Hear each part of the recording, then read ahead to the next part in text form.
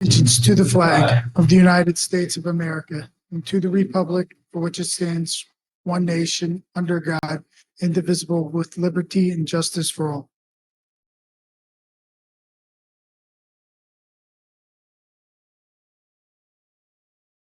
Chuck Lewis, Charles Fisher, Joseph Shaw, Here.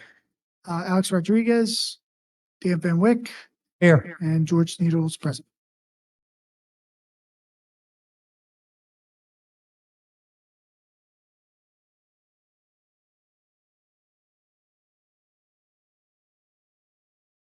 As I look out into the audience, I'm not sure we have any public comment, but I'll say, does anybody have any public comment? Hearing none, we should proceed with our agenda. Have a motion for approval of this month's minutes. Motion to approve. Favor? Aye. Minutes approved. I have a presentation this evening, 3033 Market Street.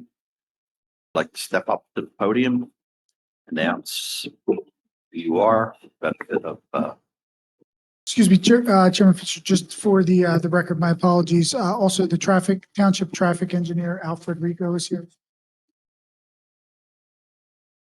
Good evening. My name is Joel Commanda. I'm engineer with Inland Design, representing this project, 3033 Market Street. And I apologize, we're unable to have the rest of the team here tonight. Wanted to kind of go over the changes that have been made since we were last before you. And I know there's some feedback that you have for us. So kind of wanted to get those issues out in the open and discuss what we can. And so just to see, go down to the site plan. The primary change from the previous submission, previously the plans as submitted had a common driveway where the existing driveway to the parcel is in this area. That has now been separated into two driveways, with the existing driveway being relocated to the south down into this area, and the new parcel getting a driveway at the north of the site. In order to accommodate that, the layout of this site was essentially flipped north and south from what was previously submitted. In addition, there was a variance required to allow this driveway to be located less than 250 feet from the intersection. And we did receive that at the June 7th zoning hearing board. So those are the primary changes.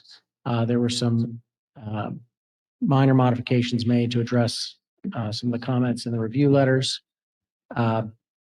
And since submission, we did receive review letters from zoning officer and the planning, which did not contain any real comments. And we have a letter from Mr. Rodriguez, and we could certainly go into his comments. The majority of the stormwater comments, I think, are will complies. I don't see anything there that presents a real issue. I know there's some concerns with the traffic. And I guess let me look at the general comments as well before we go back to the traffic. For the general comments, most of those, there's a few comments regarding the ADA compliance and slopes and grading. And those are things that we plan to address during final plan stage. So preliminary submission at this point. And then the, sewage facilities and PennDOT HOP would be addressed at that point as well. So with that in mind, I know you guys had some concerns with traffic. So I guess I want to open to you to sort of ask what those concerns are and see what we can do to get those out in the open. We'll hear from Alex. Good evening, Al Federico. Alex. Yes. No X.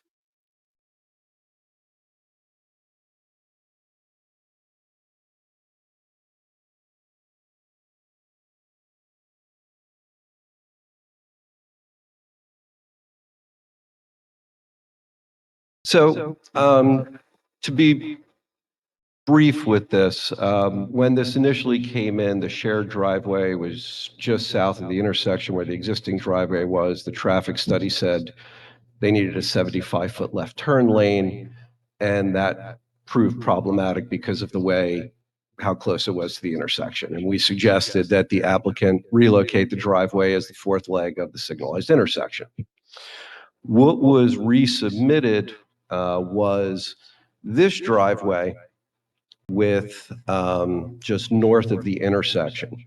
And what I've done here is just a very brief exhibit. I took the land development plan, and that is about a 75-foot turn lane.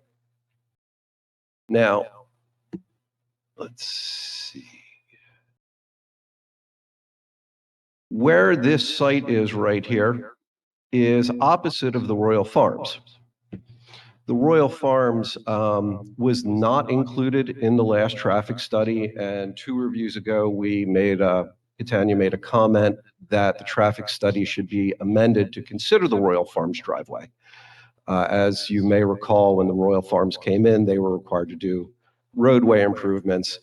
Being a heavier traffic generator, I think they were anticipating using this shared left turn lane as well. Without having those numbers from a new traffic study, I just laid out here, this is approximately a 75-foot, what would be a 75-foot left turn lane for the Royal Farms. And if you put those together, it's a little difficult to see with the colors here, but you have an overlap from about here to here, where the red is the 75-foot left turn lane that would be required for the new site. The green going to about here is if we were providing a 75-foot left turn lane for the Royal Farms. As you can see, they overlap there. That's our concern. By putting this driveway here, people trying to make a left into this new site will be going into the center turn lane. People trying to go into the Royal Farms will be going into the center turn lane. They're going to be trying to go into the center turn lane in about the same spot. And that's, in my opinion, a fairly significant concern that is yet to be addressed.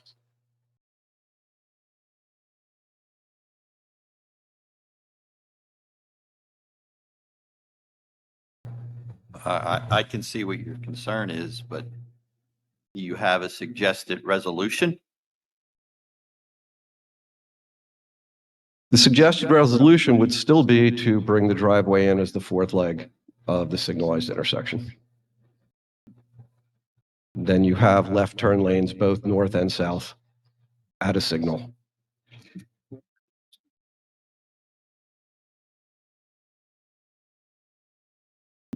I would defer that to Joel.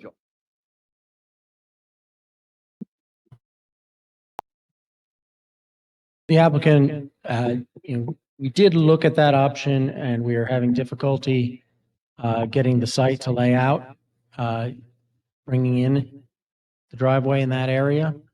And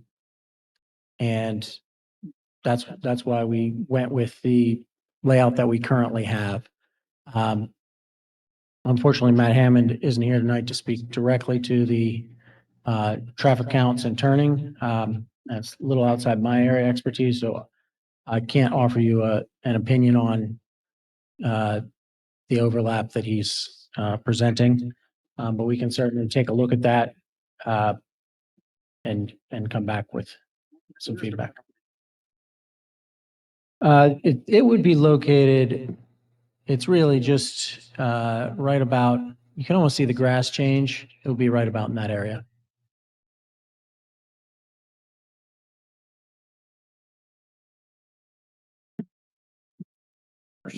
Yeah, let me go back here to this.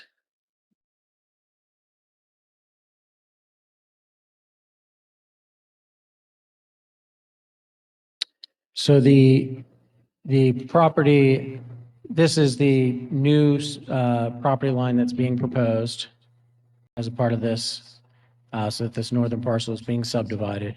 And if the driveway is brought in this area, and the intent is to connect the driveway for this site into that as well, you then end up with the main driveway coming through, and it eats up a significant portion of this site. And so they're no longer able to put the size building that they're attempting to put onto there and still have room for the parking and so on.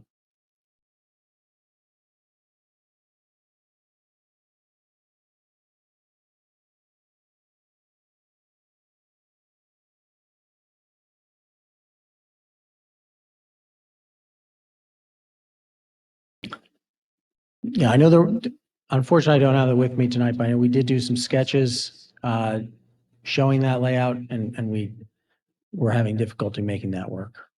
Did you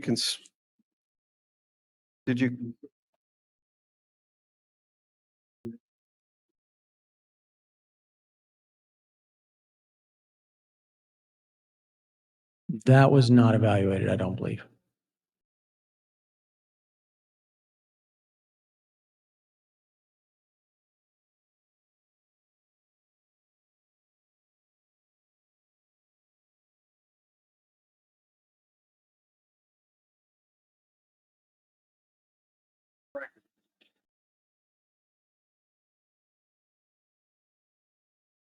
Even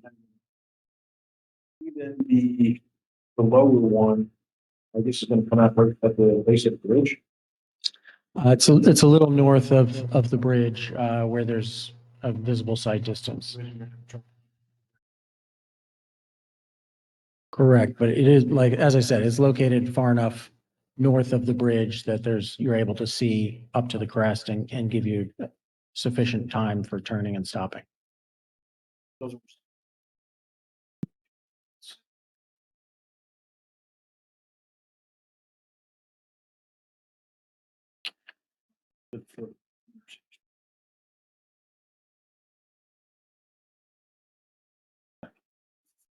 I hear that.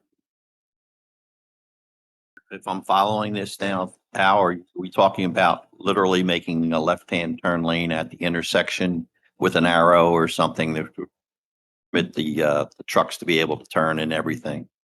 if they tie both driveways together, or even for this one, yes. I mean, right now there is a physical space for a left turn lane. As you can see, it's hatched out. It would simply be modifying the traffic signal, replacing some of the traffic signal equipment, and then restriping or removing the striping from this area here to make this the left turn lane so that they could turn into here.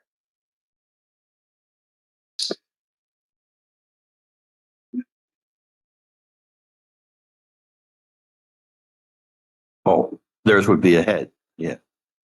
Yes.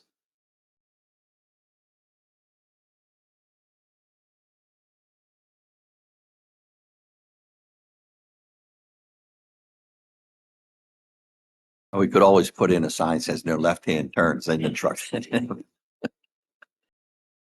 Don't put that. We're open to Royal Farms installing that for their site.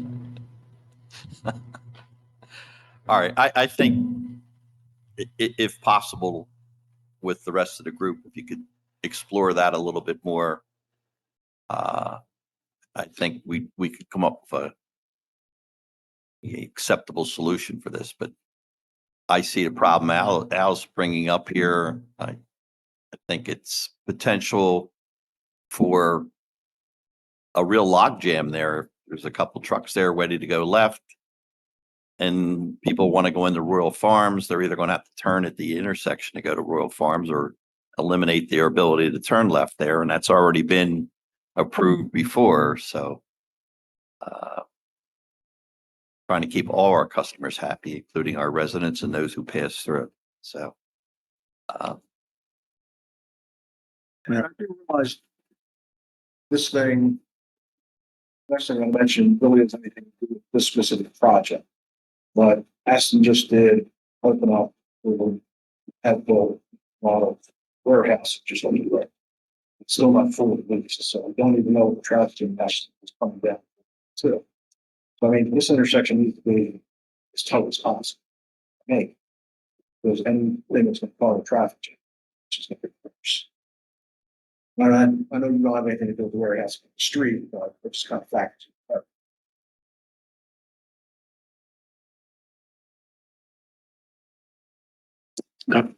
We can certainly look into that more. Was there any other comments or feedback from the Plan Commission on any other aspects of the project? Chuck, you have any? Don't really have anything else. I mean, as long as the rest of the issues will apply. It's just the impact of that intersection.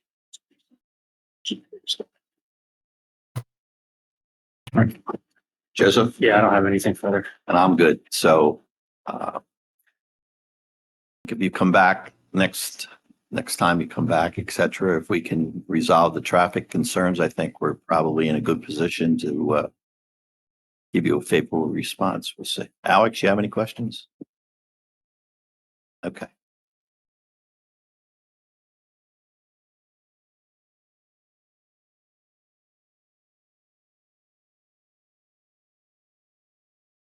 Bill, do you know if your client will be willing to give the Board of Commissioners an additional extension? The previous extension that was given expires, would be basically at the September meeting, which means that some type of action would need to be taken on this plan at this point. Yeah, I'm sure they will be willing to give an extension, yes. Okay, We can work that out, tomorrow or early next week. I'll be in touch. Okay, Joel, thank you very much. All right, thank you.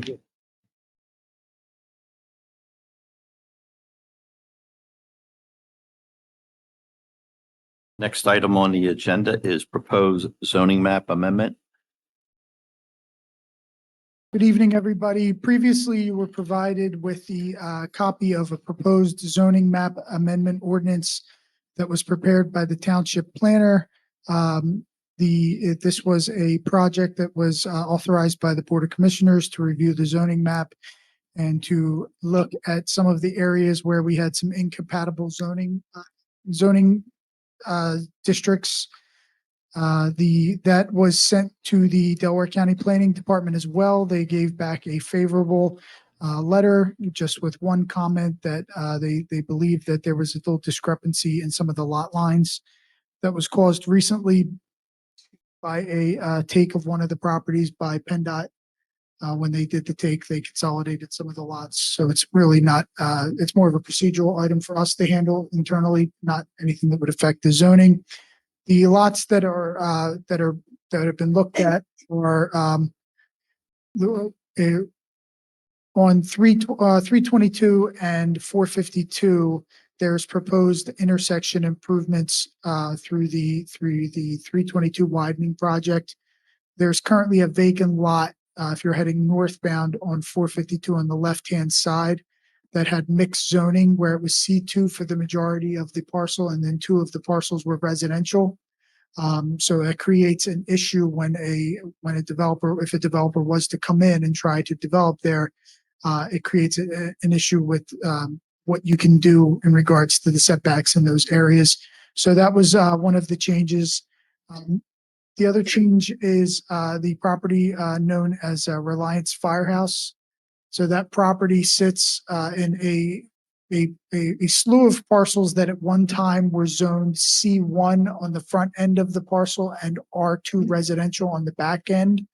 Over the past couple of years, the Board of Commissioners have taken those entire parcels and zoned them to C2. You may remember that that was done prior to the AutoZone coming in, as well as prior to the IBW property coming in probably about 10 years ago. So this is a continuation of that project. Additionally, there are commercial parcels that are right along the railroad, the CSX railroad in what we call Boothwyn Heights, right over the bridge out of Boothwyn Town Center. These properties are currently a park, a car wash, and then a mixed use of various retail units. These are all zoned industrial. So they're all non-conforming properties, non-conforming uses in the industrial zoning. All the surrounding zoning of that area is C1, so this will be changing those properties over to C1. All proper notifications have been made. Hearing has been advertised in the Delaware County Daily Times. The last component will be that the properties will be posted, and that will be completed tomorrow by the zoning officer to ensure the proper notification has been made.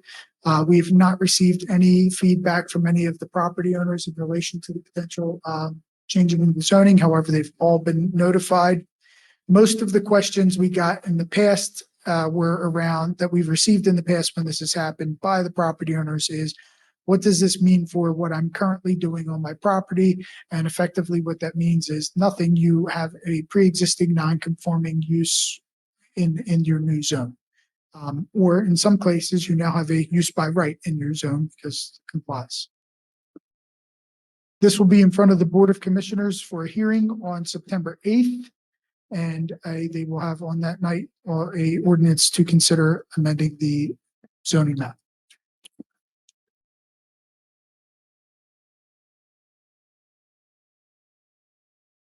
Have any questions? Joseph, Charles, I have none. All in favor of offering our support for the zoning map change? Motion. Do we have a motion for that? Propose a motion. Support. In favor? Aye. Aye. Motion carried. Thank you. I will communicate that to the Township Planner and the Board of Commissioners. Next item on the agenda is a heart and soul update. George, this is part your baby here. I guess I can start and then chime in anywhere you'd like. So the final product through the Heart and Soul process is a community report. And the community report is effectively summing up the 4 years of work of all the hard work of all the volunteers and staff members and everybody working together to kind of come up with this action plan of how can they take the values of the community and put them into action throughout the community to make it a better place. So Lauren Aaron has been doing a lot of this work, and Jasmine Campbell from our office has been doing a lot of the formatting work. So basically, this report is a summation of everything that's happened over the past 4 years. And then after that, it is the value statements that were decided on by the community. And basically a couple I'll go through just kind of the process here. So location and accessibility was one of the value statements that came out. The people said that they appreciate the Cornerstone location because of the convenience it provides the highway system's public transportation and for easy access to work, leisure activities, as well as local and tri-state events. So that's what the people said is why they value the location and accessibility of this community.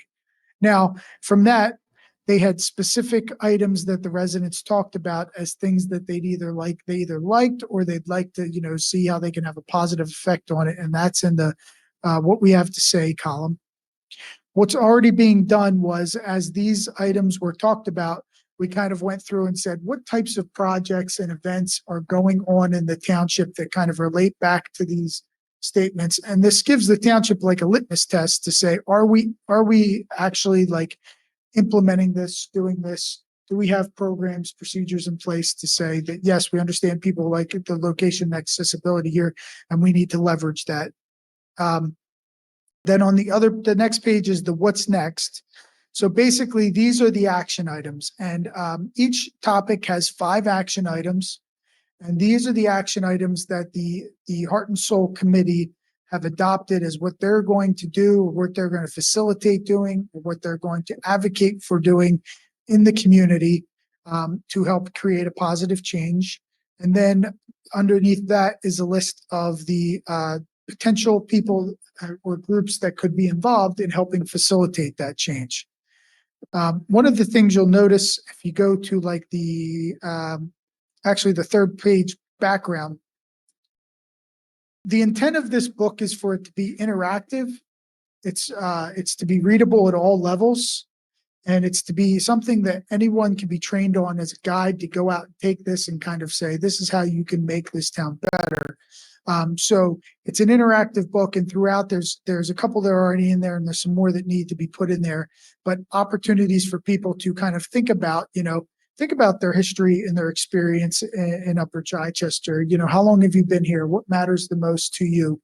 And as you get deeper into some of those value statements, talking about, how does that value statement resonate for you? So this is what I would not call a rough draft, but I also wouldn't call it a final draft.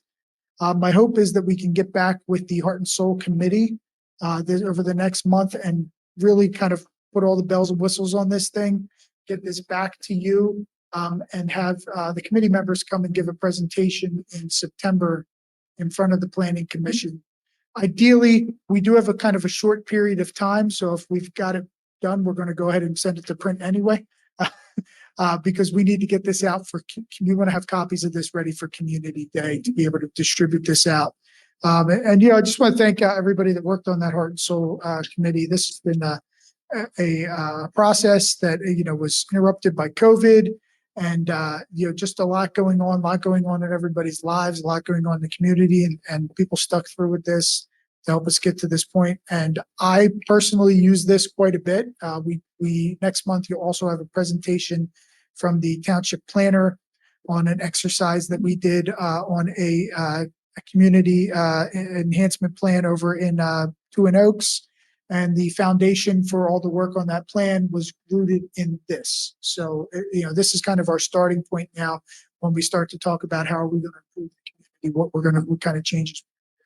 So we use this and everything, including as well as that plan, it's being built into we're in the process of developing a 5-year capital improvement project. And that 5-year capital improvement project has this built into it kind of as part of the assessment. Does it fit one of these value statements? How much does it fit one of these value statements? Will this improvement be impactful based off of this report? Yeah, we're looking at, from a Heart and Soul standpoint, we're looking at where this organization is going to go going forward post issuance of this report. A couple of the activities that are proposed coming down the road. One is Community Day, and Community Day, Heart and Soul will have a presence there, a table. I see this particular document as being one that would be probably front and center that day, probably used to try to recruit some new members, spark some interest in the organization, certainly be used as an opportunity to encourage some dialogue going back and forth. And as George mentioned, if you notice with the name and address on the front and whatnot, it's a way of soliciting some information from people who can find the time to share, because this is going to be the cornerstone, the guiding principles and format of how we're going to operate in the future going forward. So the action items here are literally action items that were suggested by the community and narrowed down into the 5 most significant under each one of the value statements. They're also put into a sort of a pecking order, if you will, of whether or not we can accomplish this in a short period of time, less than 6 months, or it's going to take 6 months to a year, or are we looking at something might be long range? So when we're out talking to folks, trying to get them involved, we're going to show them those types of action items, and under each one of the value statements they might be interested in, and say, hey, here's some projects that are coming down the road. If you have any expertise, any interest or whatnot, or you know anybody that might have some interest in this, this will be a great way to solicit additional volunteers into the organization, because then it'll be interest driven as well as community based interest. There'll be personal interest in a lot of these things from a lot of people. So, anytime we've ever had a problem in Upper Chi where we needed to get together, the community had no problem getting together to try to resolve the problem. Now, here's an opportunity for the community to get together to not necessarily solve problems, but have potential things that could better the community go forward by showing their support. Okay. Enough of that. They will hopefully be coming before us next month, Heart and Soul, to make a presentation of this.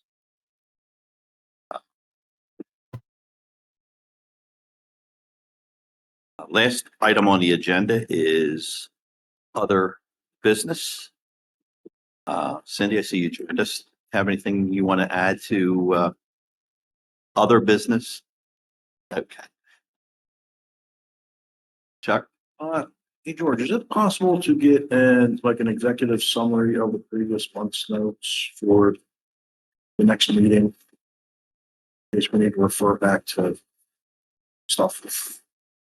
We've been doing it when there's like when it's an ongoing case. So for instance, since 3033 was here, like everything last week was voted out. So like for this one, like 3033, there'll be an update. Sorry, last month, there'll be an update included. So we'll discuss the traffic.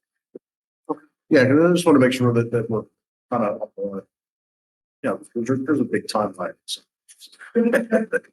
Well, one of the other things, George, I think this is important to bring up at this stage too. I mean, I understand limiting it to those items that are going to continue to stay in front of the commission for future meetings. But Cindy, you were just on a committee to help write the annual report to the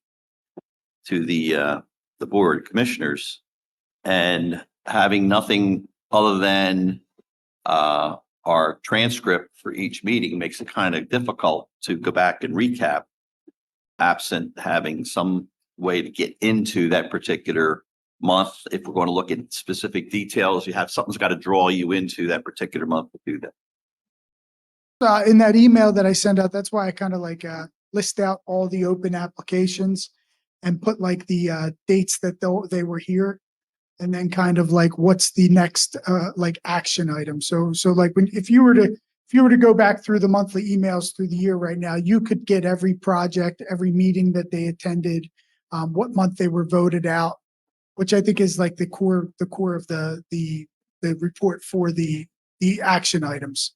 I think where we could work on is the ancillary stuff. So like, for instance, like the presentation for the Heart and Soul report. Do we want to do a narrative in there, or do we just want to state that that was an item and adopt it? Yeah. You have anything? Okay. Having no other business before, I will adjourn the meeting.